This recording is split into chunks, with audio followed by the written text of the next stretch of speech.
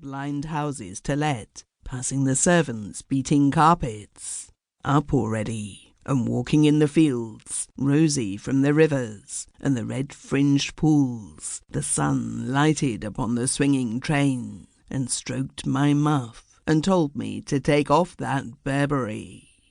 I was not alone in the carriage. An old woman sat opposite, her skirt turned back over her knees, a bonnet of black lace on her head. In her fat hands, adorned with a wedding and 2 mourning rings, she held a letter. Slowly, slowly she sipped a sentence, and then looked up and out of the window, her lips trembling a little, and then another sentence, and again the old face turned to the light, tasting it. 2 soldiers leaned out of the window, their heads nearly touching.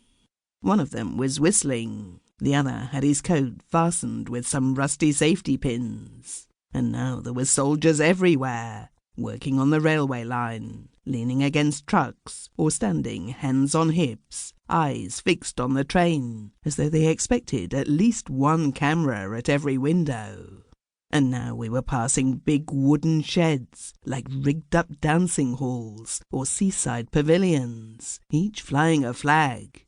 In and out of them walked the Red Cross men. The wounded sat against the walls sunning themselves.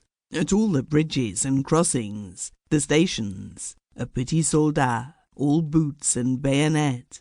Forlorn and desolate he looked, like a little comic picture, waiting for the joke to be written underneath. Is there really such a thing as war? Are all these laughing voices really going to the war?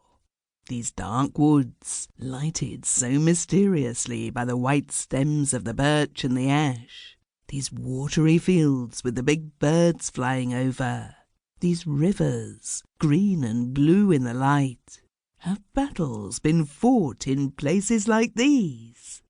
What beautiful cemeteries we are passing. They flash gay in the sun. They seem to be full of cornflowers and poppies and daisies.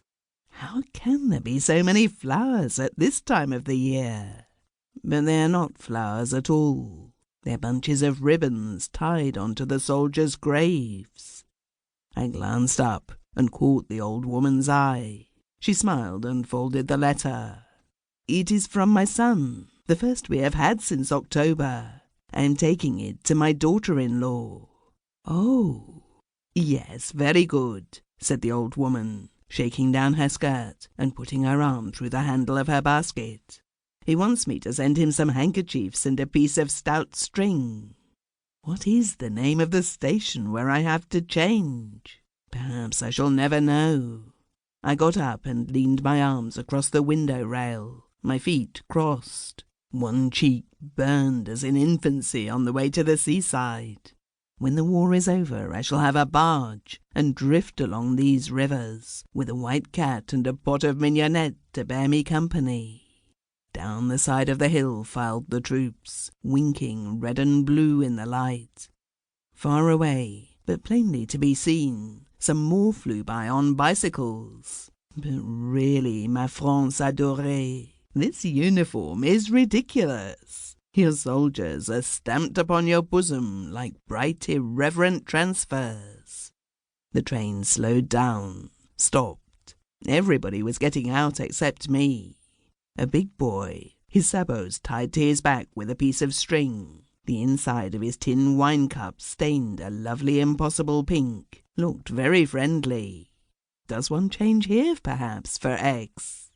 Another, whose kepi had come out of a wet paper cracker, swung my suitcase to earth. What darlings soldiers are! Merci bien, monsieur. Vous êtes tout à fait aimable. Not this way, said a bayonet. Nor this, said another. So I followed the crowd. Your passport, mademoiselle. Oui, Sir Edward Grey. I ran through the muddy square and into the buffet, a green room with a stove jutting out and tables on each side. On the counter, beautiful with coloured bottles, a woman leans, her breasts in her folded arms. Through an open door I can see a kitchen, and the cook in a white coat breaking eggs into a bowl and tossing them.